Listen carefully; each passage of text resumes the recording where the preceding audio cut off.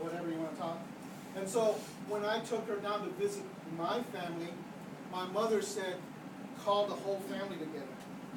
You know, they're coming down and we're going to meet Beverly for the first time, right? So when we got to my mother and dad's house, there were cars all the way down, you know, the block.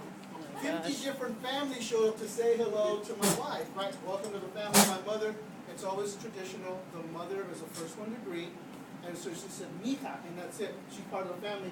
So now the rest of the family welcomes her, right? And so she got hugged by over, 50 people. And so she was so weirded out by it after that I think, she said, can you just take me to the hotel because I got to relax. And so she had a big headache, because, her family, when we go visit them, you say, hey, what's going on? And they go, And to them, they like you if they say that. That's perfectly normal.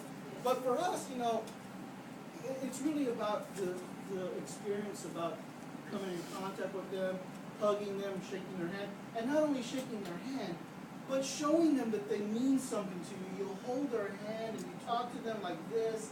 And it's really very, very different culturally than most other ethnic groups, right? And so if you don't do that, if my mother was still around and if I didn't do that to somebody, especially an elder person, as soon as I walked the corner, there would be a chancla coming in my head, because I was disrespectful, absolutely, right? So Wilma might know that she might have some chanclas herself.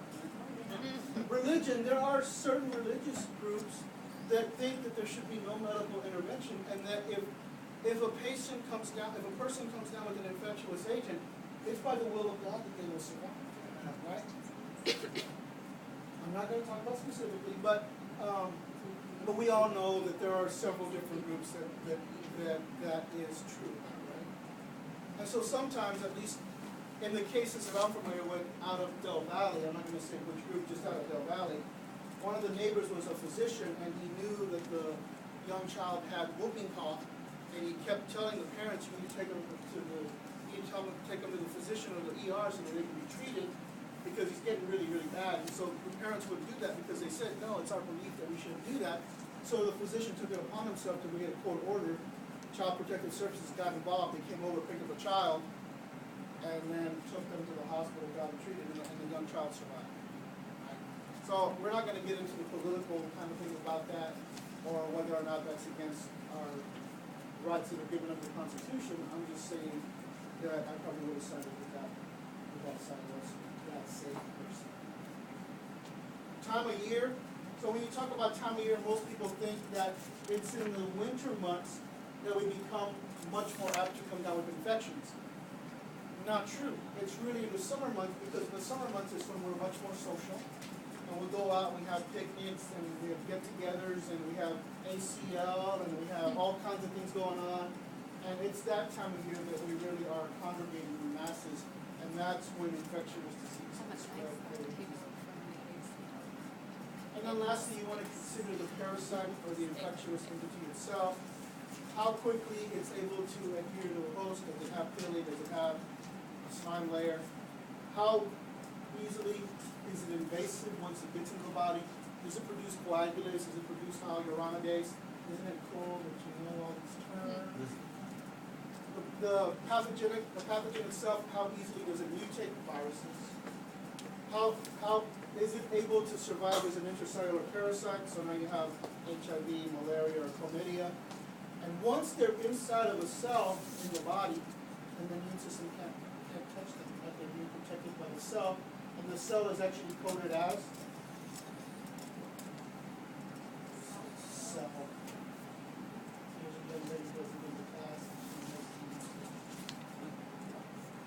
All right. The ability to actually produce toxins and the dose of an agent. So with Salmonella, you have to have over 100,000 cells, and because it's a fairly weak bug, it has to be in a bolus of food. The bolus of food, when it gets to the stomach, gets attacked by stomach acids. It's hoped that with Salmonella, if you're going to come down with salmonellosis, that some of that food or some of that thing gets into the duodenum, and then the organism attaches and causes problems there. Shigella is different. Shigella has protection on the outside. And so it can get as few as 10 cells into the alimentary canal. You're sure to come down with shigellosis, and it's harder to treat. Again, it's really about how much of the bug is, what the bug has to protect it. And finally, incubation. So when you become exposed to something, from the time you're exposed to the time you start to develop conflict with something, the incubation period, and sometimes if you're in the incubation period, you can transmit the infectious agents. So early stages of a cold, your nose gets kind of runny. Are you with me? You're not sneezing yet, but if you do this and then you shake hands, you're not gonna. But if you shake hands, then now Anna's exposed. She does this, and sure enough, you come down with the same cold. Here's some factors that weaken the host defenses and actually increase the susceptibility of an infection to a human. Old age or extreme youth, and we talked about that, older individuals are less able to fight infection, or the youth don't have a mature immune response. Genetic defects in immunity and acquired defects in immunity such as AIDS. Surgery and organ transplants, you're immunosuppressed usually because of that. A lot of times they'll give you prophylactic antibiotics, or even your normal flora isn't there to help you out. Organic diseases such as cancer, liver malfunction, and diabetes will make you more susceptible to infections. Chemotherapy and immunosuppressive drugs. Physical or mental stress, so if you're under a lot of stress, your respiratory tract and your alimentary canal are much more susceptible to coming out with infections in any other system of life. So if you're under a lot of stress, you can get colds, cold sores, or you can get a rotavirus and give you diarrhea for a period. They're usually self-limiting. And then other infections where people who teach pharmacology call these super infections. I hate that. It's a secondary infection. So Clay might have influenza, and his body's so busy fighting influenza that it's weakened enough that now Streptococcus pneumonia gets into the lungs and causes secondary bacterial pneumonia, which is much worse than a lot of times influenza. Okay? Look at all these things, and you know them all, right? These are all strategies that pathogens use to exist or survive. The formation of cysts, endospores, they can change their antigenic structure, their ability to survive or live as an intracellular parasite, the development of a complicated life cycle, and whether or not they can produce capsules. Questions about these strategies? You guys know them already. Control of epidemics, quarantining and destroying infected hosts. So I think I told you guys that about year 2000, the United Kingdom and France destroyed all their cattle. And I just gave blood today, and I remember the question they asked there, have you spent more than we've been up to 3 years in the United Kingdom or France, they're talking about prionic disease here. And they said, and then the second question was, did you ever, because I was in Europe at that time, they said, have you ever, while you were in Europe, because they said, I was in Europe, yes. Have you ever received a blood transfusion in Europe? I said, no, and we went along. But I can just imagine if I had said yes, they would have disqualified me from having the blood. And this is unacceptable here.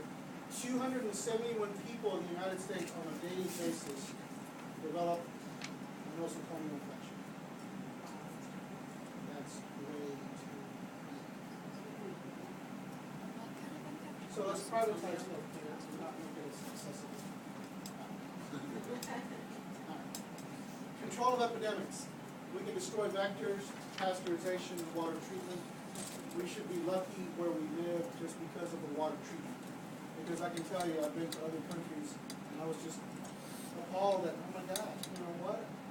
No, I drink bottled water, thank you very much. But it's just amazing.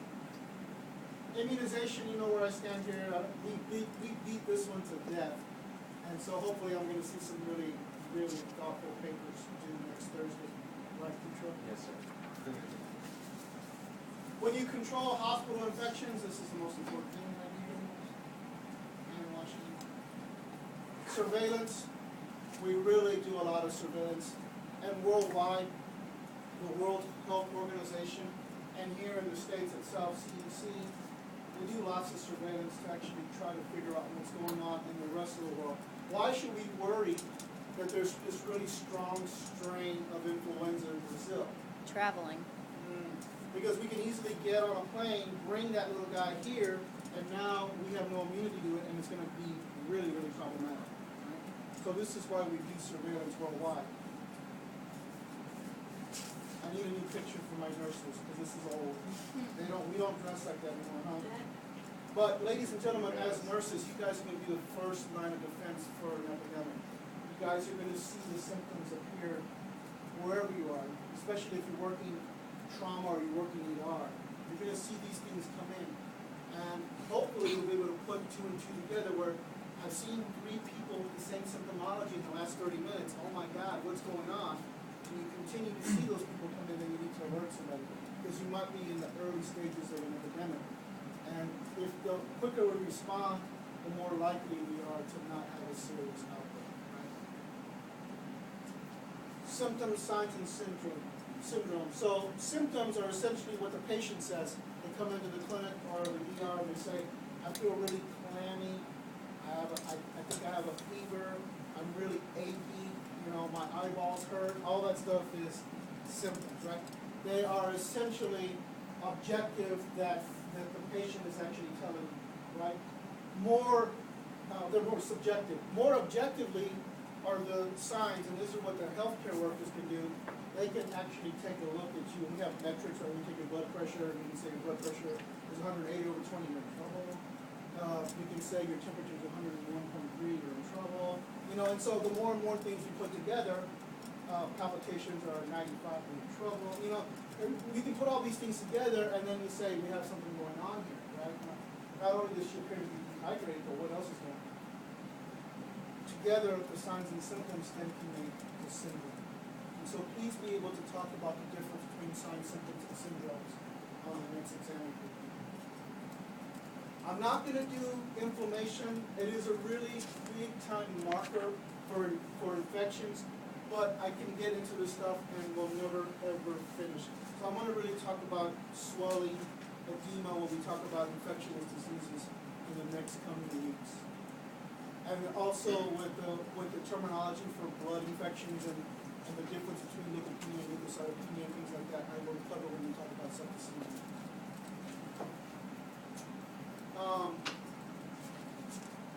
Again, nosocomial infections, 2 to 4 million cases in the United States on an annual basis. Hugely unacceptable. And, by the way, about $3 billion a year to actually treat. You want to make change in healthcare?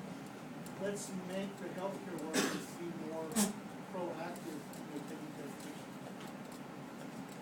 Is it as much of a problem in other countries? I don't have the data for other countries, I'm sorry.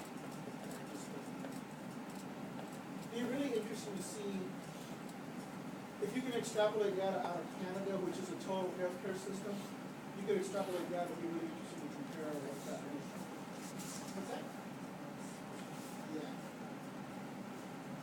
Universal precautions. I don't need to lecture you on that because you guys should know that by now. And then just be sure you understand surveillance. We do mainly passive surveillance because we just can't afford to do anything else. And then here's the reportable diseases. And so you can see all of these things are reportable. Some are reportable right away, some are reportable in a week's time. And then there's my little buddy Peppy, and he wants to thank you guys for keeping this safe. Ladies and gentlemen, I am ready for the 4th exam. So typically we would have our 4th exam next Thursday, but the morning class has asked to move it to Tuesday in the rest of the week. How many people would like to do that? And that's perfectly fine with me because I'm going to get rolling next Tuesday, and I'm going to rock on this last unit because I only have 4 classes to do it. Okay, so if you have a problem with moving the exam to Tuesday of Thanksgiving, let me know and I'll make an arrangement so you can take it earlier. You can take it as early as next Friday with my other class. Okay? Exam 4 is now Tuesday the 22nd. And I don't think I can really start anything new because only got 9 minutes.